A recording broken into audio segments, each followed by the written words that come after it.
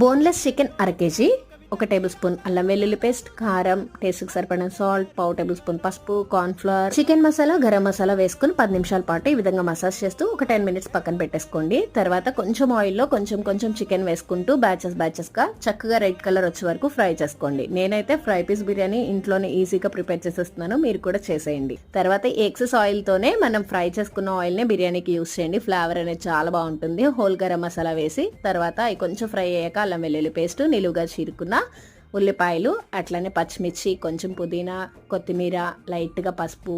నేనైతే 3/4 KG rice తీసుకుంటున్నాను, 3 గ్లాసుల రైస్ కడిగి ఈ విధంగా యాడ్ చేసుకోండి. టేస్ట్కి సరిపడిన సాల్ట్, మనం ఫ్రై చేసిన చికెన్, అట్లనే గరం మసాలా, కొంచెం బిర్యానీ మసాలా యాడ్ చేసుకుని 3 గ్లాసెస్ ఆఫ్ రైస్కి నేను 1:2 రేషియో వేస్తున్నాను. 6 గ్లాసెస్ ఆఫ్ వాటర్ని యాడ్ చేసుకుని కుక్కర్ పెట్టేసి 2 to 3 విజిల్స్ వరకు కుక్ చేసుకోండి. ఎంతో easy, tasty, yummy chicken biryani ready. Please do subscribe.